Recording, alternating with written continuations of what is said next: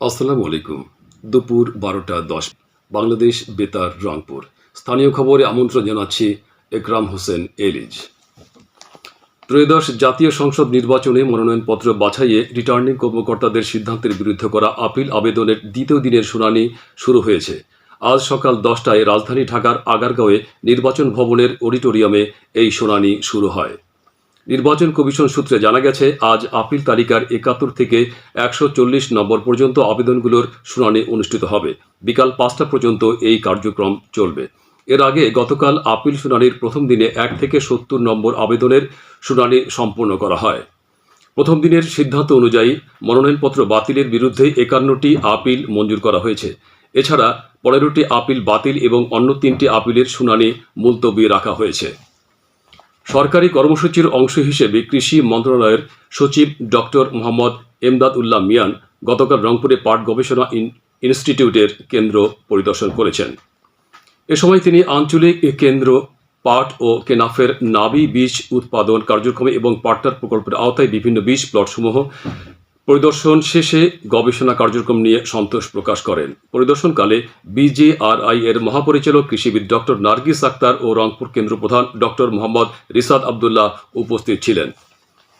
সাবেক প্রধানমন্ত্রী বেগম খালেদা জিয়ার আত্মার মাগফিরাত কামনায় বিশেষ দোয়া ও মোনাজাত করা হয়েছে। গতকাল Rangpur metropolitan chamber of commerce and ইন্ডাস্ট্রির আয়োজনে সংগঠনের অস্থায়ী কার্যালয়ে দোয়া ও মোনাজাতে অন্যান্যের মধ্যে চেম্বারের ভারপ্রাপ্ত প্রেসিডেন্ট মোহাম্মদ রুবায়েত হোসেন খান সভাপতিত্ব করেন। এদিকে জয়পুরহাটের পাঁচবিপিতে সাবেক প্রধানমন্ত্রী বেগম খালেদা জিয়ার রুহের মাগফিরাত কামনা করে আলোচনা সভা ও দোয়া মাহফিল অনুষ্ঠিত হয়েছে। গতরাতে উপজেলা কৃষক দলের উদ্যোগে শহরের দুদুর চাতালে আয়োজিত অনুষ্ঠানে প্রধান অতিথি ছিলেন উপজেলা বিএনপির সভাপতি সাইফুল ইসলাম ডালিম। রংপুর অঞ্চলের শীতের তীব্রতা কমায় পরিস্থিতির কিছুটা উন্নতি হয়েছে। গত দুদিন ধরে রোদ ওঠার কারণে স্বস্তি ফিরে এসেছে জনমনে, তবে কমেনি হিমেল হাওয়ার দাপট। রংপুর আবহাওয়া অধিদপ্তর কার্যালয় জানিয়েছে, আজ কুড়িগ্রামের রাজারহাটে সকাল ৯টায় সর্বনিম্ন তাপমাত্রা ৯.৮ ডিগ্রি সেলসিয়াস রেকর্ড করা হয়েছে। একই সময় লালমনিরহাট ও গাইবান্ধায় ১০ ডিগ্রি এবং রংপুরে ১০.২ ডিগ্রি সেলসিয়াস তাপমাত্রা রেকর্ড করা হয়। এদিকে কুড়িগ্রামে মৃদু শৈত্যপ্রবাহের কারণে ব্যাহত হচ্ছে স্বাভাবিক জীবনযাত্রা। বিপাকে পড়েছেন ছিন্নমূল, অসহায় ও দুস্থ শীতার্ত মানুষেরা। জেলা প্রশাসনের পক্ষ থেকে এ পর্যন্ত জেলায় ২৫,০০০ কম্বল বিতরণ করা হয়েছে। জয়পুরহাটে ২০ বর্ডার গার্ড বাংলাদেশ বিজিবির উদ্যোগে জেলার সীমান্ত এলাকায় ৩ শতাধিক শীতার্ত মানুষের মধ্যে শীতবস্ত্র বিতরণ করা হয়েছে। একই সাথে তাদেরকে স্বাস্থ্যসেবা প্রদানের পাশাপাশি চিকিৎসাপত্র দেওয়া হয়। গতকাল সদর উপজেলার কাশিয়াবাড়ি উচ্চ বিদ্যালয় মাঠে আয়োজিত অনুষ্ঠানে প্রধান অতিথি ছিলেন বিজিবির sector commander colonel Mohammad Faisal Hasan Khan. এদিকে বিজিবির উদ্যোগে লালমনিরহাটের পাটগ্রাম উপজেলার আঙ্গুরপোতা দহগ্রাম সরকারি উচ্চ বিদ্যালয় মাঠে গতকাল ৫ শতাধিক ছিন্নমূল ও প্রতিবন্ধী মানুষের মধ্যে বিনামূল্যে চিকিৎসা সেবা ও শীতবস্ত্র বিতরণ করা হয়েছে। এ সময় অন্যান্যের মধ্যে বিজিবির উত্তর পশ্চিম অঞ্চলের region commander brigadier general ASM Naser ও Rangpur sector commander colonel SM Shafiqur Rahman উপস্থিত ছিলেন। এদিকে রংপুর জেলা প্রশাসনের সহযোগিতায় দৃষ্টি প্রতিবন্ধীদের মাঝে কম্বল বিতরণ করা হয়েছে। গতকাল রংপুর নগরীর গুপ্তপাড়া ডায়মন্ড ক্লাব প্রাঙ্গণে বিতরণ অনুষ্ঠানে উপস্থিত ছিলেন প্রতিবন্ধী সঙ্গীত অঙ্গন সামাজিক সংস্থার পরিচালক শঙ্কর কুমার দাস। এছাড়া গাইবান্ধা জেলার পলাশবাড়ি প্রেস ক্লাবের উদ্যোগে গতকাল শীতার্ত মানুষের মাঝে শীতবস্ত্র বিতরণ করা হয়।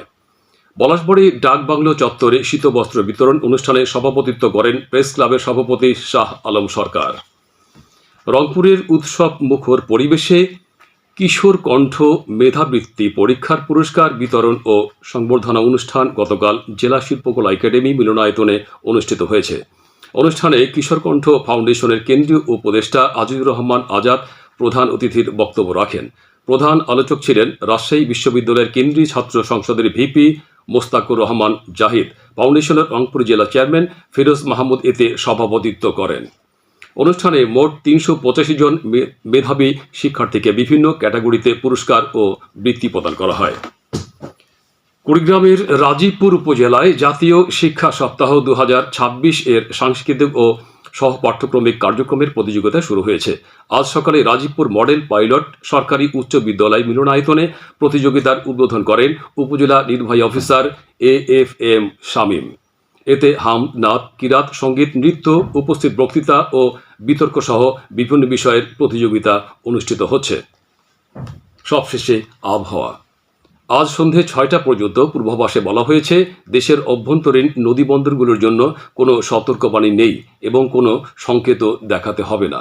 খবর শেষ হলো। আমাদের পরবর্তী স্থানীয় খবর প্রচারিত হবে বেলা 2টা 5 মিনিটে।